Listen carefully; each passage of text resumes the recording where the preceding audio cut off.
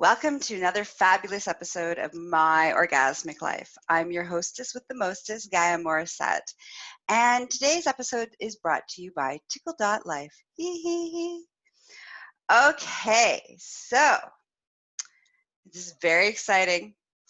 I have not smoked for a while now. Yay me.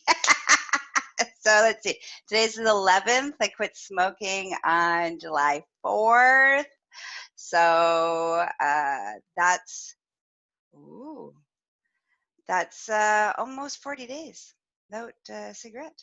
So yay. So I want to talk to you about some of the tools and the behaviors that I have found have been really successful for me and helping me not only not smoke, but also not crave it and not just like white knuckle it through those craving moments.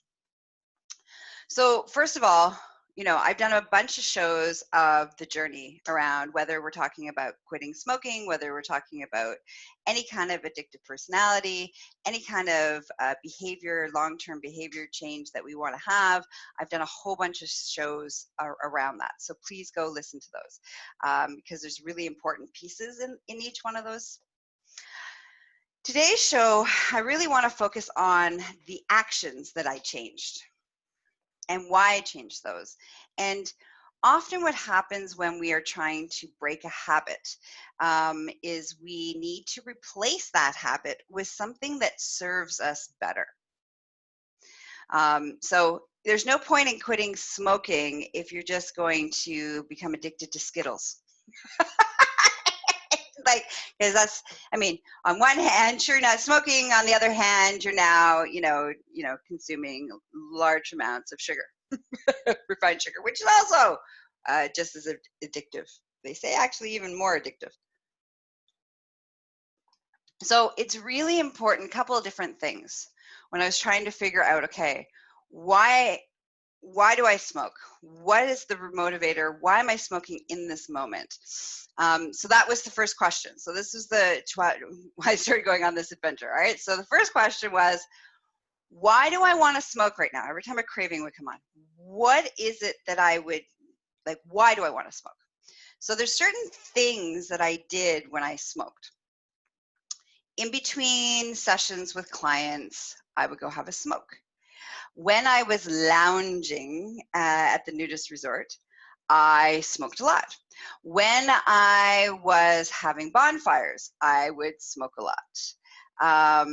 When I needed a break from work, I would go have a smoke break. So these were like the main places where I found that I really smoked a lot. It was a big part of the experience. Oh, and talking on the phone in a social setting, so when I'm, socializing, while I was on the phone, I would go outside and I would have a smoke, and I would smoke while I was on the phone. It was like this social experience. So each one of those things, I had to come up with something new, something that would replace that, would give me the thing that I was really craving without the nicotine in the cigarette. So I came up with some ingenious things. Some worked, some didn't work. Some are still a work in progress, right? So I want to share those with you. And again, I think it's so important that when you're doing a behavioral change, a habit change, whether that's like a lifestyle change, food change, exercise routine, like whatever it is, you want to make sure that you replace whatever you're letting go of with something that's going to serve you better. Doesn't make it right or wrong, no judgment here. It's just about what will serve you better. So let's start with, so I did a little episode already about like in the beginning, when I first quit, I was like, okay, I'm just going to use cock sucking. That's right, cock sucking. That will distract me. And it worked. It was great. It gave me my oral fixation and my oral needs, as well as the biochemical response that was happening of the arousal response that was going on, which, you know, offset what I would get from taking a drag off of a cigarette. So that worked well for the first little while. However, there wasn't always a penis around every time I craved to smoke. So I was like, okay, I need a new strategy. Then I moved to peas. Peas worked really well. It was good for my body, like peas in a pod, right? So, but however, in Canada, in Ontario, our pea season is really short. It's like a 2-3 week season, period. So then I ran out of peas. So I was like, oh, okay, I need to find some other solutions. So here's one solution. So first, how do I want to put this? Okay. So let's talk about the pieces of how did I, every time I wanted to go outside and get some and go have a break, right? So a break from work, a break, just being outside. And so when I would normally crave, that's when I was the biggest craving. So I was like, why am I craving? It's like, oh, I want to be outside because I didn't smoke in the house and I didn't smoke indoors. So I only smoked outside. So it was my outside nature time a lot of times. So I was like, okay, well, how can we replace that? So I started having fresh air breaks. So I would crave a smoke and I'd be like, okay, I'm going to go have a fresh air break. I would get all my stuff together as if I was going to go outside. I'd go outside and I'd go and I would do 10 deep breaths as if I was taking a drag off a smoke.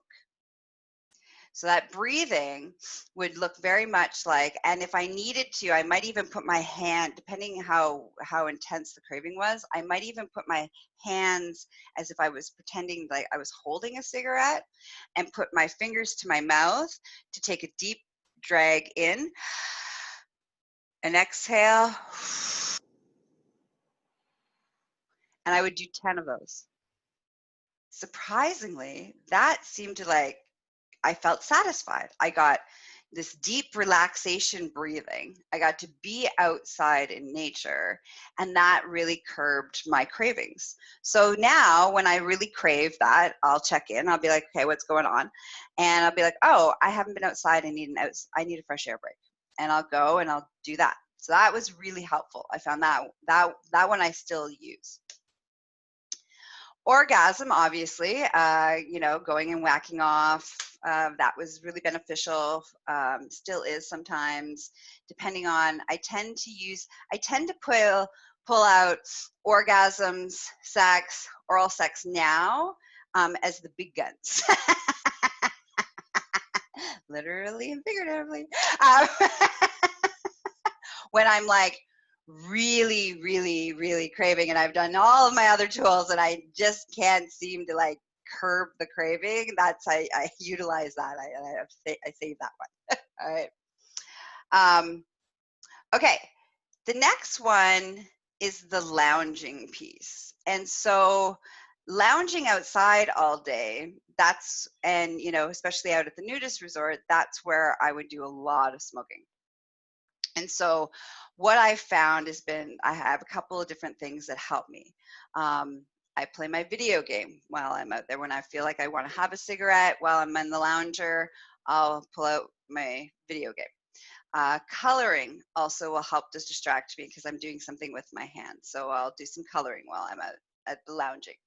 What else? I have cherries or seeds that I can eat that are good for my body and gives me something to do with my hands and my mouth.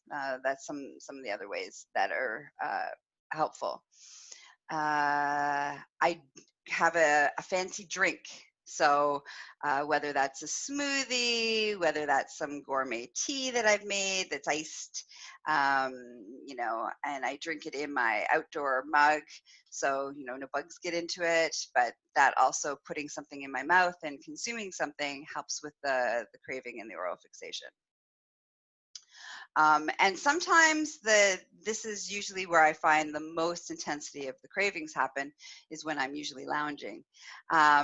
And so then I might even have to leave lounging. Like if I can't, if none of those tools are working for me, then, and I still want to have a smoke and I'm not really present and I'm not really enjoying the lounging and I'm not really being in the thing, then I might need to go do something. So I might go have a bath, read a book, have a nap, have some sex time, whatever I need to do to distract me, to not craving. So that, I think, is probably one of the hardest pieces for me still.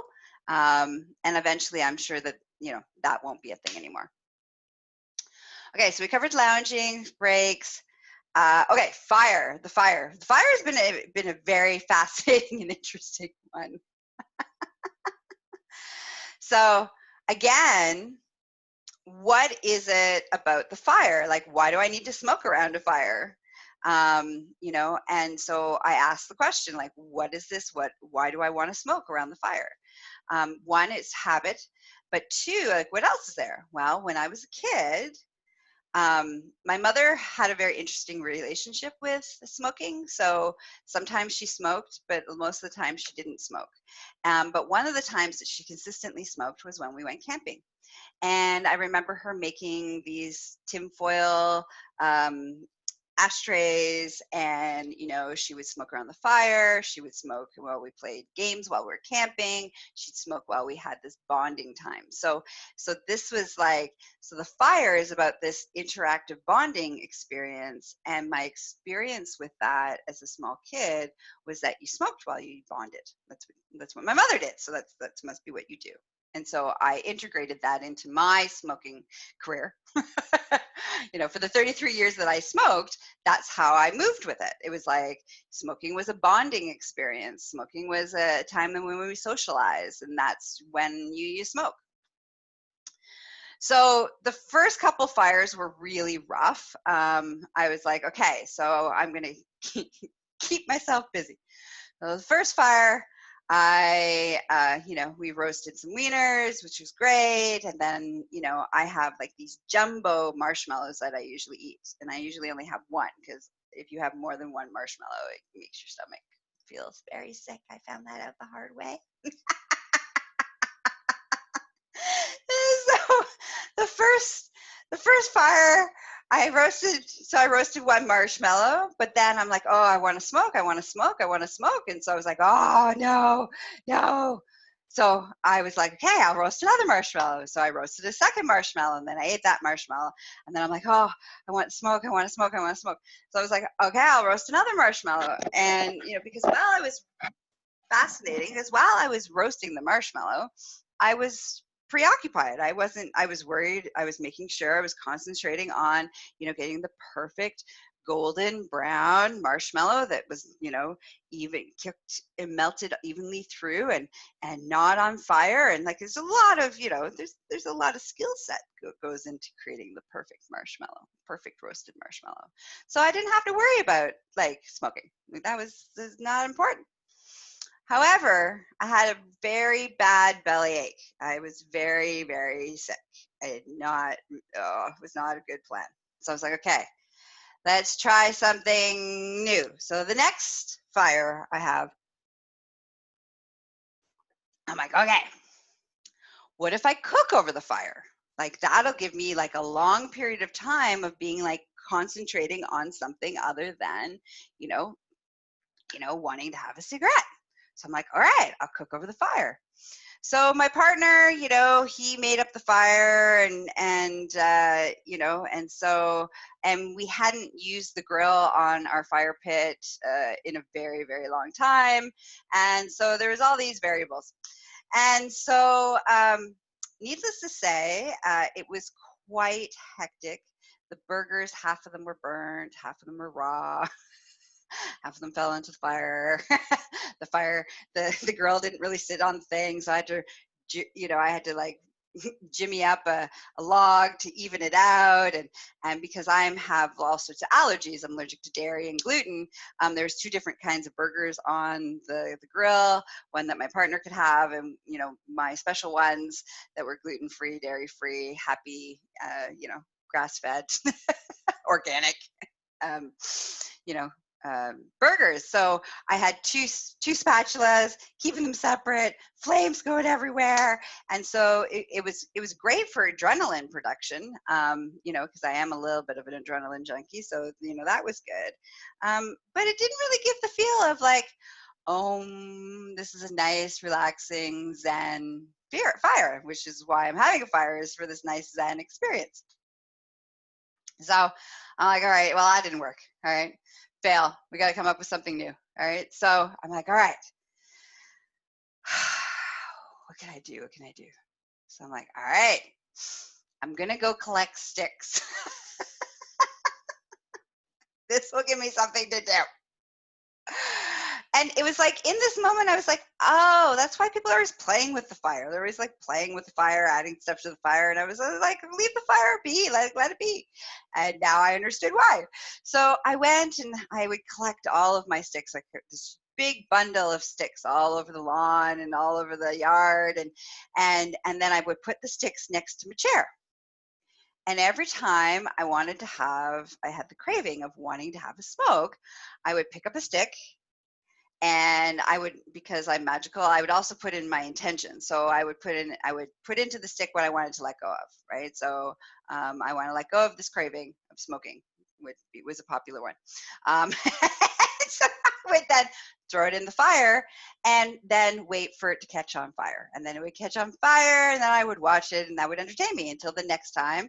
And then I'd throw another stick in. And that seems to actually work really, really well. And because lately, when I've been having a fire, I have my sticks and I'm not craving smoking. And so it's like quite nice. So it's not just like, again, it's this whole piece of finding the thing that will replace what it is that you were getting from the experience. And I'm enjoying the interaction around talking about what I'm putting into the fire of the stick. I enjoy the collection of the sticks. I enjoy watching them burn. It's like there's this whole thing around that.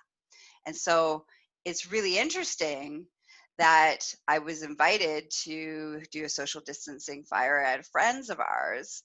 And I didn't bring any of my sticks. I didn't collect sticks because I thought it would be rude to, mess with somebody else's fire. And the moral of that story is, one, I didn't smoke. I still didn't smoke. But the whole time I was craving it. Like I was very much craving the whole fire. Even though I got to spend time with friends that I haven't seen in a very long time, the whole time I was like, oh, don't smoke, don't smoke, don't smoke. I want to smoke. Oh, don't smoke, don't smoke. The moral of the story is, ask for what you need. My friends would have been more than okay if I had said, okay, so I have this thing that I do that has helped me with quitting smoking. And are you okay with me throwing sticks in your fire? It could have solved that, and I could have enjoyed the experience, but I didn't, because I was like, well, that seems stupid, and what are people going to think of me, and all those kind of things. So I ruined my own fire my own fire experience by not asking for what I need. So that's another important little tip here, is that when you find something that works for you, whether it's seems silly or ridiculous to other people, it doesn't matter. Do whatever you need to do for you. Okay? All right, so that's the fire. Talking on the phone. So talking on the phone, I have a couple of different things. I drink things out of fancy glasses. I make tea while I'm talking on the phone. So I have something to, tea is a very social thing for me. Let's see, like I said, drink things out of fancy glasses. So I have these beautiful clay wine goblets that I made back in the day when I was a professional potter. That's what I used to do. And so I drink out of them. What else? Yesterday was the first time that I actually was like, okay, I'm going to brave it. I'm going to take the phone outside. I'm going to go outside, have a conversation with my girlfriend in the same spot that would normally be my smoking spot. Used to be my smoking spot. And I'm going to drink, fancy tea and see how it goes. And it was pretty good. I had a couple of moments of wanting to light up, and then I would just drink my fancy tea. So that was good. So yay me. And then the one that I still am working on, I'm still a work in progress, is in between clients. So this week, so I was talking to a friend of mine and we came up with some strategies. And so these are the strategies that I haven't had a chance to try. I haven't seen any clients since I came up with those strategies. So today I see clients later on in the day, so we'll test it out and then I'll give you some updates on it. But the plan is that after I see a client, I'm going to go do some primal drumming or dance, like some real primal dancing. There's a piece around holding space for other people, which I love doing, like I absolutely love doing, but it also is a lot of energy. And I have to be just the vehicle and the conduit for my clients, and I don't get to be me. And that's important. That's the whole point. It's not about me. It's about my clients. But what I used to use smoking in between, I used to use this as a decompression. So it would decompress by my deep breathing, but it would also, the nicotine would give me a hit of calming my nervous system down. That was on high alert in order to hold space for my clients. So I'm hoping that doing some primal drumming will help that release and reset my nervous system. Doing some, primal dancing will, give me the same fix, because the fresh air break doesn't give me the deep breathing doesn't give me the same fix, because there's the missing of the nicotine. So I need to do something to create some endorphins to flow through my body to give me the fix to reset my nervous system. So that's what I'm working on this week. I'll give you the heads to see how that works. If anybody has any great suggestions on something that I can do quickly in between clients to do a reset of my nervous system, taking a deep breath, but also physically releasing out of my body, please send me a private message. That would be great. I've also used orgasm. That also works. The little whack off break also works as well. But I know I'm going to say something that people are like, what? You said what? Sometimes I don't always want to have an orgasm.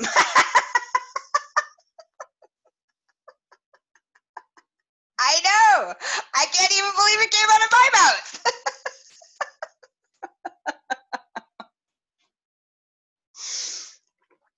So those are the tools. Those are the tools of the major things. And again, each piece of that is well, what is it that I need? Why did I want to do this right now? Why do I want to smoke? What's the real reason what's the need that I'm getting met? And then how can I come up with some ingenious, creative ways to get that need met without doing that behavior, which for me, it was smoking. And for the most part, I don't have a lot of cravings where I'm just white knuckling it through. For the most part, I'm at this place where I'm like, oh, that's a thing I used to do. I'm not a smoker anymore. And so it's working. It's completely working. Let's see, what else did I do? Oh, I wrote a list of all the things. Oh, there's a lot of things I tried that didn't work. So smudging. So I thought maybe burning things, lighting things on fire would help me. That didn't help during the day or when I was talking on the phone or before I found my fresh air breaks. Lighting a candle so then I could blow it out when I was talking on the phone. That didn't really work either. I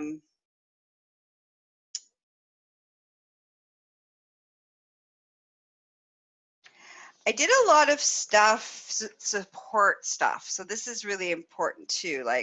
my body's gone through some pretty crazy detox, and it's still going through some pretty crazy detox. Like I'm still getting pimples, I'm still getting hives every once in a while. My temperature regulation is not working very well. I have a hard time sleeping. I'm still sleeping's not my friend. Um, those are still some of the detox pieces.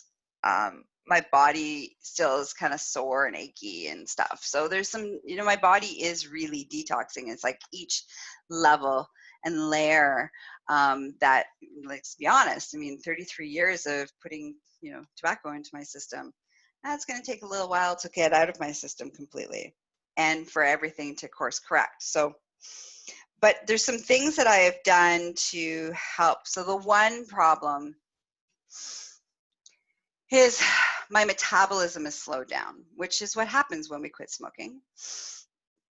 And I knew that was going to happen. So I made sure before I even started the concept of quitting smoking that I got my carbs and my eating under control, so that I was only eating whole food, basically, real food, whole food, fruits, vegetables, and meat. And so that I took out, most refined sugar other than, I forgot about the marshmallow story. Sorry. So the solution to the marshmallows is I got baby marshmallows. Therefore, I can roast more of them and eat more of them without giving myself bellyache. Okay. So other than my marshmallow when I have a fire, I've taken out refined sugar. I've taken all these things out of my system so that when I was putting food into my mouth while I was quitting smoking and knowing that my metabolism was going to slow down, that I wouldn't explode and gain a lot of weight. However, I do have a lazy thyroid, and so I've had to kickstart my thyroid because my metabolism is slowed down, and I've had to take a bunch of new supplements to kind of kickstart my metabolism again, and some supplements to help with my emotional, mental well-being, especially in the early phases where I was a total bitch. Very angry. Which is why you didn't see me for those 2 weeks. So that's been a big part of my, helping with my detox. And then also having lots and lots and lots of Epsom salt baths. That's been really, really helpful. And also doing spa days. So because I have clay, I've mixed clay with chamomile, and I put that on my body if I'm having hives and stuff, skin stuff happening, is part of still my detoxing going on. That really draws things out, really helps. Plus, I love getting dirty, so I get to roll around in the mud, and being out at the nudist resort is fabulous. So I get to be outside naked, covered in mud. It's like ideally awesome. Like it's probably one of the most amazing things for me to make me happy in the world. Anyway, so that has really helped. And then I let it dry. It pulls out stuff. And then because clay is really drying, what I then do is I put coconut oil and sea salt scrub my skin, and that really seems to be helping with the skin agitation and the skin irritation stuff. So those are the things, and lots and lots and lots and lots of water with lemon for my pH balance. So that's, and ginger water and ginger tea. That's been really helpful too. So flush everything out. Okay, so there you go. Those are all the things. Those are all the things that I've used. Those are all the things that have worked, haven't worked, that have helped me through this process. I really wanted to give you all the real truth of this journey for me, because it's a big deal. Changing behaviors and changing patterns and changing addiction, especially behaviors that have addiction attached to them, because you're getting chemicals produced in your body. It's not easy to do. And there's a lot of moving pieces, and there's a lot of layers that need to be addressed. There needs to be, what's the physical side of things? What support are you doing physically? What's the psychological side of things? Why did you need to figure out why you started the behavior in the first place, and heal whatever wounds that is, so that you can reprogram to create the new, what serves you better now. That's a big piece of the lasting of why. So when I want to smoke, this is what happens. This is why I haven't fallen off the wagon once. I haven't fallen off the wagon once because I did the work, the prep work beforehand. I looked at why did I start smoking? What was the motivator behind it? I healed on a deep cognitive level using all of my, amazing subconscious mind tools that I have at my disposal and that I've developed and teach and facilitate. And so if you're like, oh, I want to learn more about that, you can find that information in the show notes, okay? I'm teaching a course on trauma recovery, and these tools, subconscious mind mastery, is in all of these tools are in that course. So FYI. All right, where was I? Oh, so you want to do the cognitive rewiring, the mindset rewiring piece before you even start the dealing with the physical addiction to the thing. So that what happens is that when you clear that, when you heal that, when you work through that, whatever that is, and for everybody it'll be different. So now when I have the physical craving, so I'm at this point where not a lot of it is actual physical anymore. Now it's mental. So like now it's mindset stuff. So, but when then you have the physical craving, you can be like, yeah, but smoking doesn't really serve me anymore. Which is just truth. It didn't serve me anymore. It served me at one point. I've changed the belief system. We don't need to smoke. So it helps to now I just have to deal with the physical craving and move through whatever that is. I don't have to deal with all of the things, but smoking makes you cool and people won't like you if you don't smoke and blah, blah, blah, blah, blah, and all of the stuff, like all of the pieces. So all I had to deal with was, all right, here's the physical craving. All right, distract myself, do some other things, give myself something else, blah, blah, blah. Then we have the behavior, which is the habit. So I usually do this, I do this thing and then I do this thing. And while I'm doing that thing, I smoke. While I do that thing, I smoke. While I do this thing, I smoke. So then it's changing, while I do this thing, I do something else. While I do this thing, I do this thing, this new thing, right? And giving yourself something new. But again, you're not fighting. At that point, you're not fighting with the whole purpose or the whole reason why you started the addiction in the first place, because that's been healed. So I'm not struggling with those pieces. There's no part of me anymore that's like, oh, I'm going to become a smoker again. I want to be a smoker again. I don't feel that. I don't even think that. I'm just like, oh, I really love to have a smoke right now because this is how I usually deal with this. It's not about the real core issue why I started in the first place anymore. So those are the big threes. It's like, why did you start? Like, what did it serve? Dealing with the physical side of things, and then dealing with the behavioral side of things, and just changing those patterns and creating new patterns. And that can be done with everything. So, you need any support? I'm back to work now.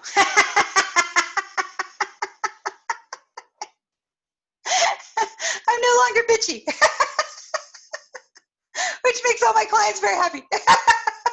So you can reach out to me at succulentliving.com for all your sexual wellness needs, for all your BDSM needs. You can reach me at empressgaia.com.